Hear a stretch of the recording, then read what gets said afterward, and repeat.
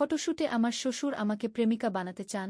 আমি হতভম্ব হয়ে গেলাম যখন আমার শ্বশুর সুধীরবাবু বললেন, বিখ্যাত ফটোগ্রাফার শ্বশুরের ফটোশ্যুটে মডেল হিসেবে যোগ দিলাম। ৬০ বছর বয়সী শ্বশুরের স্টুডিওতে বিভিন্ন পোজে ছবি তুলতে তুলতে তিনি ক্যামেরা নামিয়ে বললেন, তোমার চোখে এমন কিছু আছে যা আমার কবিতায় ফুটিয়ে তুলতে চাই। আমার শেষ বইটি তোমাকে উৎসর্গ করতে চাই, শুধু বোমা হিসেবে নয়, আমার হৃদয়ের প্রেমিকা হিসেবে। আমাকে বিয়ে করবে? আমার শ্বশুর সুধীরবাবু একজন বিখ্যাত ফটোগ্রাফার এবং কবি। ৬০ বছর বয়সেও তিনি অসাধারণ কর্মঠ, এখনও তার স্টুডিওতে নিয়মিত কাজ করেন। সম্প্রতি তিনি আমাকে বললেন তার নতুন ফটো কালেকশনের জন্য আমার ছবি তুলতে চান। আমি রাজি হয়ে গেলাম, ভাবলাম এতে স্বামী শ্বশুর সম্পর্কটা আরও ভালো হবে। সেদিন তার স্টুডিওতে গিয়েছিলাম। স্টুডিওতে আমরা দুজন ছাড়া আর কেউ ছিল না। তিনি আমাকে বিভিন্ন পোজে ছবি তুলতে বললেন। ১ ঘণ্টা ধরে শুটিং চলার পর হঠাৎ তিনি ক্যামেরা নামিয়ে আমার দিকে এগিয়ে এলেন। আমি ভাবলাম হয়তো আমার পোজ ঠিক হচ্ছে না। কিন্তু তিনি যা বললেন তা শুনে আমি স্তব্ধ হয়ে গেলাম। শ্বশুরবাবু, আমি হতভম্ব হয়ে বললাম, আপনি কি পাগল হয়ে গেছেন? আমি আপনার ছেলের স্ত্রী। আমি জানি। বোমা। সুধীরবাবু আমার দিকে এগিয়ে এলেন। কিন্তু তোমার চোখে আমি এমন কিছু দেখেছি যা আমাকে অনুপ্রাণিত করে। আমার নতুন কবিতার বই তোমাকে উৎসর্গ করতে চাই, শুধু বোমা হিসেবে নয়। না শ্বশুরবাবু, আমি বাধা দিলাম। আপনি আমাকে ভুল বুঝেছেন। আমি আপনার বোমা, এর বাইরে কিছু নয়। এই গল্পটি সম্পূর্ণ শুনলে আপনাদের পানি অটোমেটিক বের হয়ে যাবে, সো যত দ্রুত সম্ভব হাতের কাছে টিস্যু নিয়ে বসে পড়ো। বিছানার চাদর যেন নষ্ট না হয় সেটা সম্পূর্ণ খেয়াল রাখার অনুরোধ জানিয়ে গল্পটি এখন শুরু করব। তার আগে সর্বশেষ অনুরোধ, দয়া করে এমন পানি বের করার গল্প নিয়মিত শুনতে আমাদের চ্যানেলটি সকলেই সাবস্ক্রাইব করুন। ধন্যবাদ। হ্যালো বন্ধুরা, আমার নাম শ্রাবন্তী রায়। আমার বয়স ৪২ বছর। আমার স্বামীর নাম অনিন্দ রায়, বয়স ৪৫ বছর। আমাদের ২ সন্তান, অর্ণব আর দীপা। অর্ণব ১৯ বছর বয়সী, কলেজে পড়ে। দীপা ১২ বছর বয়সী, স্কুলে যায়। সুধীরবাবু আমার দিকে আরও এগিয়ে এলেন। আমি কি শুনছি? এটা কি বাস্তব? নাকি কোনো দুঃস্বপ্ন? আমার শ্বশুর, যাকে আমি সম্মান করি, যিনি আমার স্বামীর বাবা, তিনি আমাকে। না, এটা অসম্ভব। দেখো বোমা, তিনি বললেন, আমি জানি এটা অস্বাভাবিক শোনাচ্ছে। কিন্তু আমি আর নিজেকে ধরে রাখতে পারছি না। আমি পিছিয়ে গেলাম, ক্যামেরার স্ট্যান্ডের পিছনে লুকানোর চেষ্টা করলাম। আমার মাথাটা ঘুরছিল। আপনি কি বলছেন তা কি বুঝতে পারছেন? আমি আপনার ছেলের বউ। এটা কি ধরনের প্রস্তাব? সুধীরবাবু হাসলেন, একটা অদ্ভুত হাসি। তোমার চোখে ভয় দেখতে পাচ্ছি। ভয় পাওয়ার কিছু নেই বুমা। আমি তোমাকে কোনো ক্ষতি করব না। আমি এখনই চলে যাচ্ছি, আমি দরজার দিকে যেতে যেতে বললাম। এবং আমি অনিন্দকে সব বলবো। না, তুমি তা করবে না, তিনি অদ্ভুত আত্মবিশ্বাসের সাথে বললেন। আমি করব না, আমি থমকে দাঁড়ালাম। তুমি করবে না, কারণ তুমি আসলে আমার কথা শোনোনি কি? তিনি আমার দিকে আবার এগিয়ে এলেন। আমি বলছিলাম, আমার শেষ কবিতার বইটি তোমাকে উৎসর্গ করতে চাই, শুধু বোমা হিসেবে নয়, আমার হৃদয়ের প্রেমিকা হিসেবেও। কিন্তু আমি এই কবিতাগুলো লিখেছি আমার স্ত্রী মালতীর জন্য, যিনি ৫ বছর আগে আমাদের ছেড়ে গেছেন। আমি হতভম্ব হয়ে গেলাম। কি? হ্যাঁ বোমা। আমি বলছিলাম, আমার নতুন বইটি হৃদয়ের প্রেমিকা নামে প্রকাশিত হবে, এবং আমি এটি আমার স্ত্রী মালতীর জন্য লিখেছি।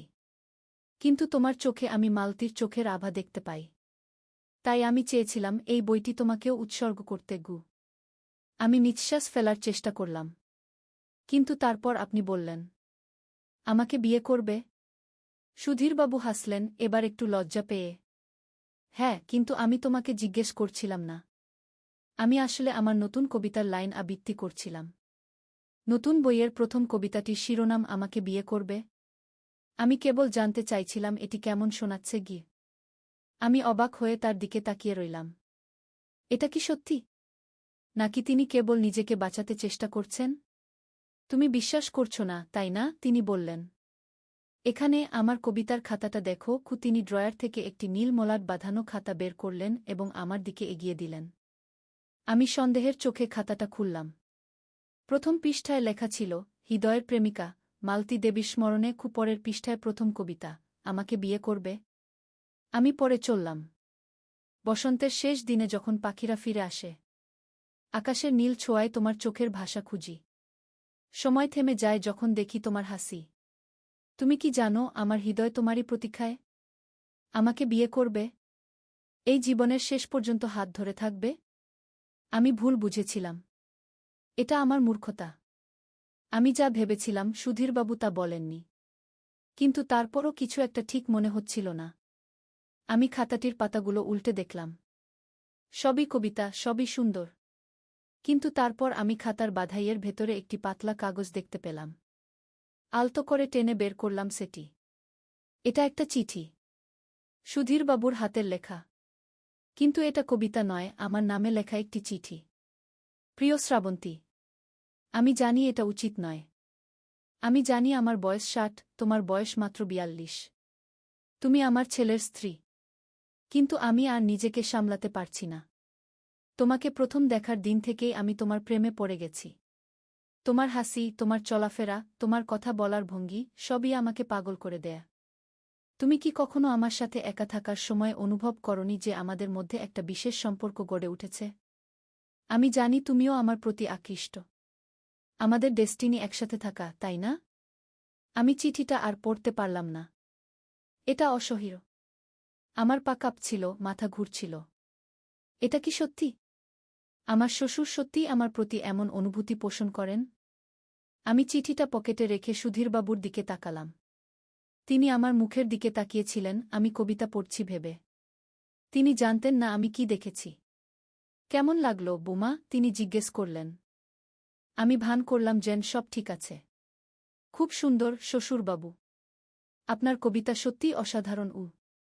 ধন্যবাদ, বোমা। আমি জানতাম তুমি বুঝবে। তিনি হাসলেন। আমি ফোন বের করে স্বামীকে একটা মেসেজ পাঠালাম, শীঘ্র ফিরে আসছি। তোমার সাথে কথা আছে কি? তারপর আমি বললাম, শ্বশুরবাবু, আমাকে এখন বাড়ি যেতে হবে। দীপা স্কুল থেকে ফিরে এসেছে গি? অবশ্যই, বোমা। কিন্তু আবার এসো, আমার ফটোশ্যুট এখনো শেষ হয়নি। তিনি আমার হাত ধরলেন। আমি চমকে উঠলাম। আমি হাত ছাড়িয়ে নিয়ে বাইরে চলে এলাম। মনে হচ্ছিল আমি স্বপ্ন দেখছি। এটা কি সত্যি হতে পারে?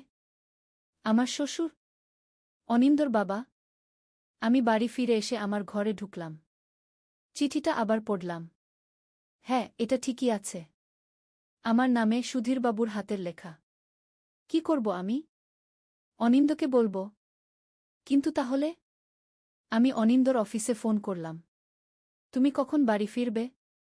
আরও ২ ঘন্টা লাগবে, শ্রাবন্তী। কেন? কোনো সমস্যা? না, কিছু না। তোমার সাথে কথা আছে গি? ঠিক আছে, আমি যত তাড়াতাড়ি সম্ভব আসছি।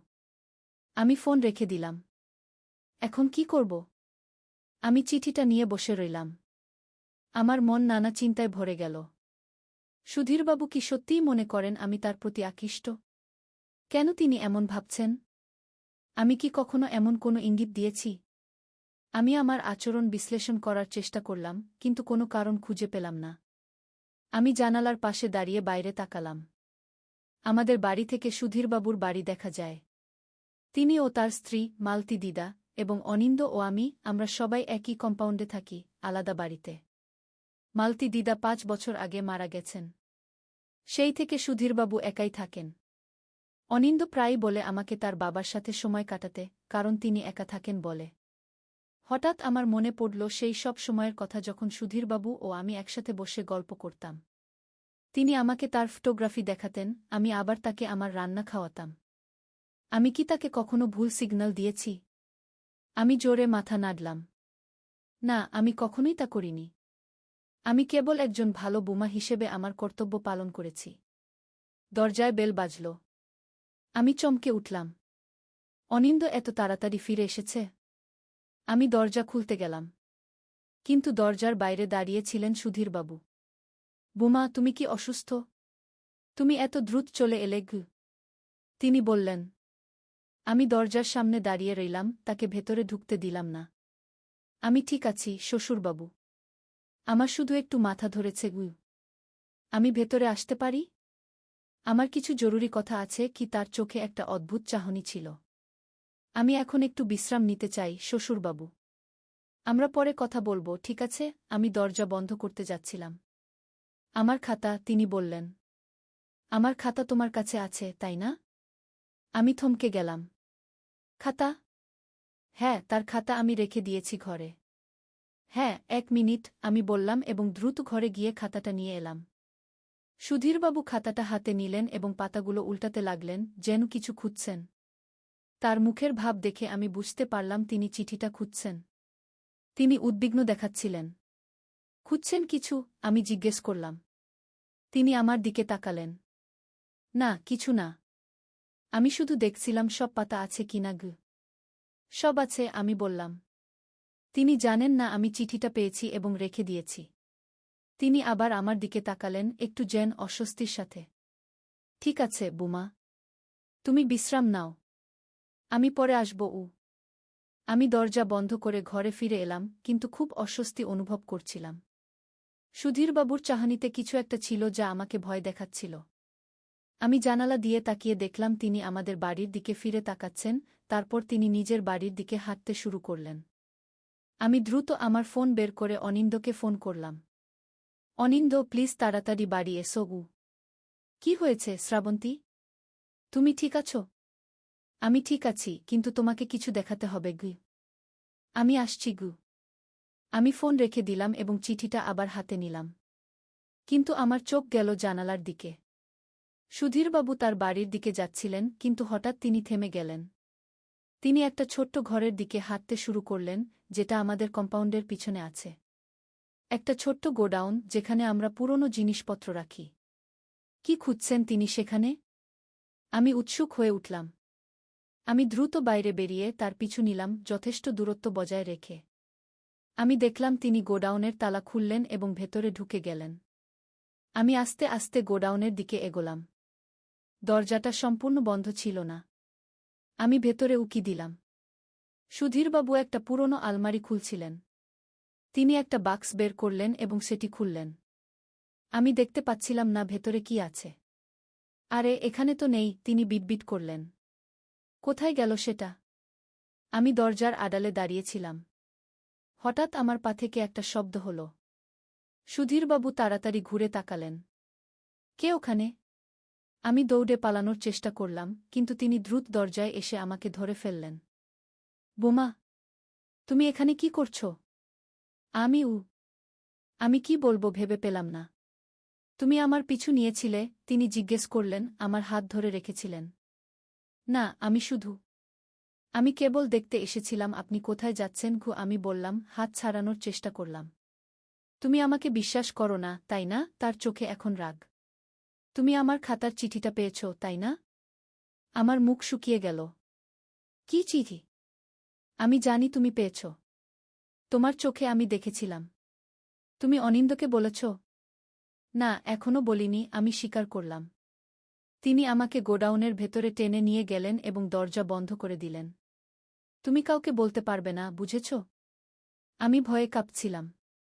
শ্বশুরবাবু, আপনি আমাকে ভয় দেখাচ্ছেন। আমি তোমাকে ভয় দেখাচ্ছি না, শ্রাবন্তী। আমি কেবল তোমাকে বুঝাতে চাইছি। আমি তোমাকে ভালোবাসি। কিন্তু এটা ঠিক নয়। আমি আপনার বোমা। তুমি আমার ছেলের স্ত্রী, কিন্তু আমরা একসাথে থাকতে পারি। আমরা একসাথে নতুন জীবন শুরু করতে পারি, অন্য কোথাও। আমি তার দিকে অবাক হয়ে তাকিয়ে রইলাম। আপনি কি বলছেন? আমার স্বামী, আমার সন্তানরা তারা ঠিক থাকবে। আমি ব্যবস্থা করব। তার গলায় কি একটা ছিল যা আমাকে বলছিল তিনি সম্পূর্ণ পাগল হয়ে গেছেন। তিনি আমার দিকে এগিয়ে এলেন। আমি পিছিয়ে গেলাম, কিন্তু আমার পিছনে দেয়াল। আমি চারপাশে তাকালাম, কোনো অস্ত্র খুঁজছিলাম। আমার হাতের কাছে একটা পুরনো ভাঙা ট্রফি ছিল। আমি সেটা তুলে নিলাম। সুধীরবাবু, প্লিজ। আপনি ভুল করছেন। দয়া করে আমাকে যেতে দিন। আমি ভুল করছি না, শ্রাবন্তী। আমি জানি তুমিও আমার চাও। কেবল তুমি নিজের কাছে স্বীকার করতে পারছ না। তিনি আমার হাত ধরলেন। আমি তাকে ঠেলে দিলাম। তিনি হোঁচট খেয়ে পড়ে গেলেন, কিন্তু তাড়াতাড়ি উঠে দাঁড়ালেন। আবার আমার দিকে এগিয়ে এলেন। শুনো, আমি একটা জায়গা খুঁজছিলাম। একটা পুরনো ডায়েরি। মালতী জানত না, কিন্তু আমি আগেও এমন করেছি। এমন কি করেছেন? আমার অন্যান্য বোমাদের সাথেও। তিনি ফিসফিস করে বললেন, তার চোখ ছিল ভয়ঙ্কর। আমি হতবাক হয়ে গেলাম। অন্যান্য বোমা? অনিন্দর আগে আপনার ছেলের বিয়ে হয়েছিল? তিনি হাসলেন, একটা ভয়ঙ্কর হাসি। না, আমার অন্য ছেলেদের বুড়াগ। আমি এবার সত্যিই ভয় পেয়ে গেলাম। আপনার অন্য ছেলেরা? আপনার তো একমাত্র ছেলে অনিন্দ। এখানে না, শ্রাবন্তী। অন্য জায়গায়। আমার অন্য পরিবার। আমি বিশ্বাস করতে পারছিলাম না। আপনার কি কয়েকটি পরিবার আছে? মালতী দিদা কি জানতেন? মালতী, তিনি চিৎকার করে উঠলেন। মালতী কিছুই জানত না। সে কেবল আমাকে বাধা দিত। সে আমাকে বুঝত না। আমি এখন বুঝতে পারছিলাম আমি একজন পাগলের সামনে দাঁড়িয়ে আছি। আমি ট্রফিটা শক্ত করে ধরলাম। সুধীরবাবু, আমাকে যেতে দিন। না হলে আমি চিৎকার করব গো। তুমি চিৎকার করবে না, তিনি বললেন। কারণ তুমি জানো অনিন্দ এটা সহ্য করতে পারবে না। এটা তাকে ভেঙে দেবে গু। আমি বুঝলাম তিনি ঠিকই বলেছেন। আমি কি করব? আমি কোনোমতে সময় কাটাতে হবে যতক্ষণ না অনিন্দ আসে। কিন্তু সুধীরবাবু এখন সম্পূর্ণ অন্য লোক, যেন একটা মুখোশ খুলে ফেলেছেন। আপনি মালতী দিদার সাথে কি করেছিলেন? আমি সাহস করে জিজ্ঞেস করলাম। তার মুখের ভাব বদলে গেল। আমি কিছু করিনি। সে নিজেই মারা গেছে গি। আমি বিশ্বাস করি না গি। ঠিক আছে, আমি তাকে সাহায্য করেছিলাম। সে আমার পথে বাধা হয়ে দাঁড়িয়েছিল। সে আমার ডায়েরি খুঁজে পেয়েছিল, যেখানে আমি আমার সব প্রেমিকাদের নাম লিখেছিলাম গু। আমি গোডাউনের চারপাশে তাকালাম। সেই ডায়েরি আপনি এখানে খুঁজছিলেন? হ্যাঁ, তিনি স্বীকার করলেন। আমি এটা লুকিয়ে রেখেছিলাম, কিন্তু এখন খুঁজে পাচ্ছি না। এটা পেলে আমি প্রমাণ করতে পারব আমি কতজনকে ভালোবেসেছি গিয়ে। আপনি পাগল, আমি বললাম। তিনি আমার দিকে ঝাঁপিয়ে পড়লেন। আমি ট্রফিটা তুলে আঘাত করলাম, কিন্তু তিনি ধরে ফেললেন আমার হাত। আমরা ধস্তাধস্তি করতে লাগলাম। আমি চিৎকার করলাম, কিন্তু এই গোডাউন বাড়ি থেকে অনেকটা দূরে, কেউ শুনবে না। শ্রাবন্তী, হঠাৎ দরজা খুলে গেল।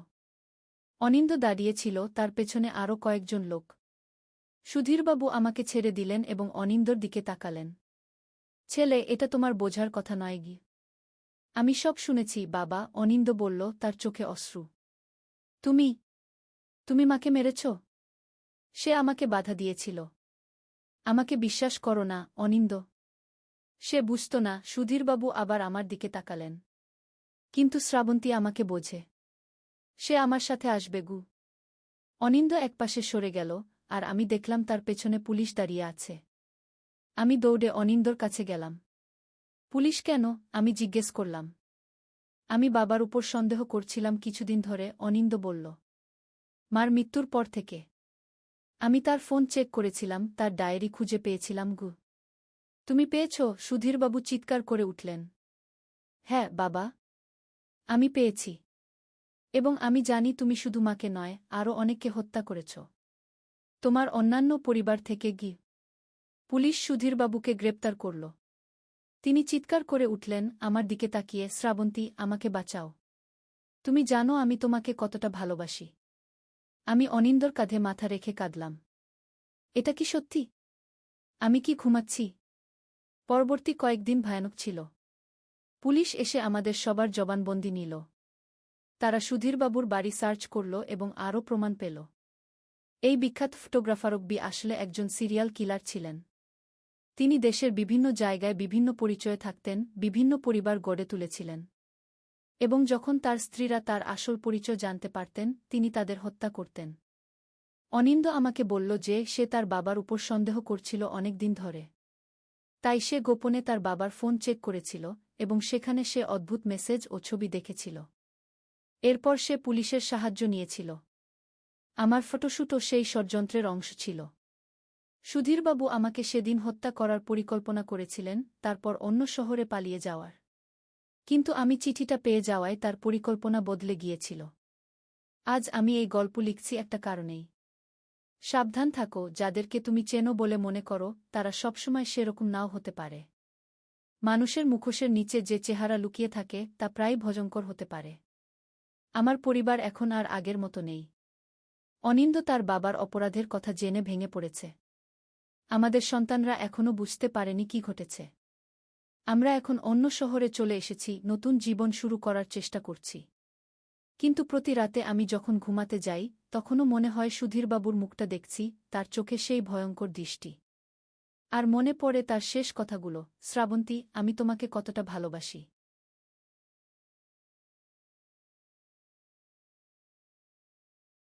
একদিন আলী সাহেব সোহেলের অফিসে এলেন। সোহেল তাকে দেখে অবাক হয়ে গেল। স্যার, আপনি এখানে? হ্যাঁ সোহেল, তোমার অফিস একবার দেখতে চাইলাম। খুব সুন্দর হয়েছে গু। আলী সাহেব পুরো অফিস ঘুরে দেখলেন, কর্মচারীদের সাথে কথা বললেন। তারপর সোহেলের রুমে এসে বসলেন। সোহেল, তুমি অনেক দূর এসেছ।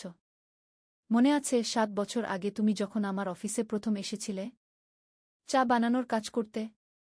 হ্যাঁ স্যার, সব মনে আছে ইউ। আমি গর্বিত যে আমি তোমাকে একটা সুযোগ দিয়েছিলাম, আর তুমি সেই সুযোগকে কাজে লাগিয়েছ। জানো সফলতার মূল সূত্র কি? কি স্যার? কঠোর পরিশ্রম, সততা আর হাল না ছাড়া। তোমার মধ্যে এই 3টা গুণই আছে গু। সোহেল চোখে জল নিয়ে বলল, আপনি না থাকলে আজ আমি এখানে পৌঁছাতে পারতাম না স্যার। না সোহেল, আমি শুধু একটা দরজা খুলে দিয়েছিলাম। ভেতরে ঢুকে পথ তৈরি করেছ তুমি নিজে গু। আলী সাহেব চলে যাওয়ার আগে বললেন, আমার একটা বড় প্রজেক্ট আছে, একটা 20 ফ্লোর বিজনেস টাওয়ার। আমি চাই তুমি এই প্রজেক্টে আমার সাথে পার্টনার হও। 50-50। রাজি? সোহেল অবাক হয়ে গেল। এত বড় প্রজেক্ট? স্যার, আমার কি যথেষ্ট সামর্থ্য আছে? আছে, আমি বিশ্বাস করি। সোহেল রাজি হয়ে গেল। এটা তার জীবনের সবচেয়ে বড় প্রজেক্ট হবে। 50 অধ্যায়, বড় চ্যালেঞ্জ। 20 ফ্লোর বিজনেস টাওয়ারের কাজ শুরু হল। এটা সোহেলের জীবনের সবচেয়ে বড় চ্যালেঞ্জ। প্রজেক্টের বাজেট প্রায় 10 করোড় টাকা। সোহেলকে 5 করোড় টাকা ইনভেস্ট করতে হবে। সোহেল তার সব সঞ্চয়ে, ব্যাংক লোন আর কিছু ইনভেস্টর থেকে টাকা জোগাড় করল। এটা একটা বিশাল ঝুঁকি। যদি প্রজেক্ট ব্যর্থ হয়, সব শেষ। মিনা চিন্তিত ছিল। সোহেল, এত বড় ঝুঁকি নেওয়া ঠিক হবে? মিনা, জীবনে বড় কিছু করতে হলে ঝুঁকি নিতে হয়। আমি এই সুযোগ হাতছাড়া করতে চাই না গিয়ে। কিন্তু যদি কিছু ভুল হয়? ভুল হবে না। আমি আলী সাহেবের সাথে আছি, উনি আমাকে গাইড করবেন। প্রজেক্ট শুরু হল। প্রথম 6 মাস সব ভালোই চলছিল। কাজ সময়মতো হচ্ছে, বাজেট ঠিক আছে। কিন্তু 7 মাসের মাথায় একটা বড় সমস্যা দেখা দিল। একজন প্রধান ইনভেস্টর হঠাৎ তার টাকা ফেরত চাইলেন। তিনি অন্য একটা জরুরি কাজে টাকা লাগবে বলে জানালেন। 1 করোড় টাকা ফেরত দিতে হবে। সোহেল বিপদে পড়ে গেল। 1 করোড় টাকা এখন কোথায় পাবে? প্রজেক্টের সব টাকা ঢেলে দিয়েছে। সে আলী সাহেবের সাথে কথা বলল। আলী সাহেব বললেন, চিন্তা করো না, আমি ব্যবস্থা করছি। কিন্তু আলী সাহেবও বড় একটা প্রজেক্টে আটকে আছেন। তার হাতে লিকুইড ক্যাশ নেই। সোহেল অন্য ব্যাংক থেকে লোন নেওয়ার চেষ্টা করল। কিন্তু ব্যাংক বলল, ইতিমধ্যে তার অনেক লোন আছে, নতুন লোন দিতে পারবে না। সোহেল রাতে ঘুমাতে পারছিল না। খাওয়া দাওয়া বন্ধ করে দিয়েছিল। মিনা তাকে দেখে খুব চিন্তিত হয়ে গেল। সোহেল, প্লিজ নিজেকে এভাবে শেষ করে ফেলো না। কোনো একটা রাস্তা বের হবেই কি। কিন্তু সোহেল কোনো রাস্তা দেখতে পাচ্ছিল না। ইনভেস্টর 15 দিন সময় দিয়েছে। 15 দিনের মধ্যে টাকা ফেরত না দিলে তিনি আইনি ব্যবস্থা নেবেন। 10 দিন কেটে গেল। সোহেল কোনো সমাধান খুঁজে পেল না। সে প্রায় হাল ছেড়ে দিয়েছিল। 11 দিনের দিন একটা অপ্রত্যাশিত ঘটনা ঘটল। জাহিদ ভাই, সোহেলের পুরনো সহকর্মী, তার অফিসে এলেন। জাহিদ ভাই এখন একটা রিয়েল এস্টেট কোম্পানিতে সিনিয়র ম্যানেজার। সোহেল, আমি তোমার সমস্যার কথা শুনেছি গু। হ্যাঁ ভাই, আমি বিপদে পড়েছি। আমি তোমাকে সাহায্য করতে চাই। আমার কিছু সঞ্চয় আছে, 5 লাখ টাকা। তুমি নাও। সোহেল চোখে জল নিয়ে বলল, ভাই আমি কিছু বলার দরকার নেই। তুমি আমাকে অনেক কিছু শিখিয়েছ। তোমার কাছ থেকে পরিশ্রম আর সততা শিখেছি। এখন আমার পালা তোমাকে সাহায্য করার। জাহিদ ভাই চলে যাওয়ার পর আরও 2 জন এলো। একজন সোহেলের পুরনো ক্লায়েন্ট, আরেকজন তার কর্মচারী। 2 জন মিলে আরও 8 লাখ টাকা দিল। করিম মামা 20 লাখ টাকা ব্যবস্থা করলেন। তার কিছু বন্ধুদের কাছ থেকে ধার করে। মিনা তার সব গয়না বিক্রি করে 10 লাখ টাকা দিল। সবাই মিলে প্রায় 45 লাখ টাকা জোগাড় হল। বাকি 65 লাখ টাকা সোহেল তার অফিসের সব অ্যাসেট বিক্রি করে আর একটা প্রাইভেট ফিন্যান্স কোম্পানি থেকে উচ্চ সুদে লোন নিয়ে ব্যবস্থা করল। ঠিক 14 দিনের দিন সোহেল ইনভেস্টরকে 1 করোড় টাকা ফেরত দিল। ইনভেস্টর টাকা নিয়ে চলে গেলেন। সোহেল তার অফিসে ফিরে এসে চেয়ারে বসে কাঁদল। এত চাপ, এত টেনশন, সব যেন একসাথে বের হয়ে এল। মিনা এসে তাকে জড়িয়ে ধরল। আমরা পেরেছি সোহেল, আমরা পেরেছি গু। ষোড়শ অধ্যায়, পুনরুদ্ধার। এই ঘটনার পর সোহেল আরও সাবধান হয়ে গেল। সে বুঝল ব্যবসায় শুধু সাহস নয়, বুদ্ধিও লাগে। ঝুঁকি নিতে হয়, কিন্তু হিসাব করে। প্রজেক্ট চলতে থাকল। এবার সোহেল আরও সতর্কতার সাথে সবকিছু পরিচালনা করল। প্রতিটা খরচ হিসাব করল, প্রতিটা সিদ্ধান্ত ভেবেচিন্তে নিল। আরও 1 বছর পর 20 ফ্লোর বিজনেস টাওয়ার সম্পন্ন হল। চমৎকার বিল্ডিং, শহরের অন্যতম সুন্দর ভবন। বিল্ডিংয়ের উদ্বোধন অনুষ্ঠানে শহরের মেয়র এলেন। অনেক ব্যবসায়ী, সাংবাদিক এল।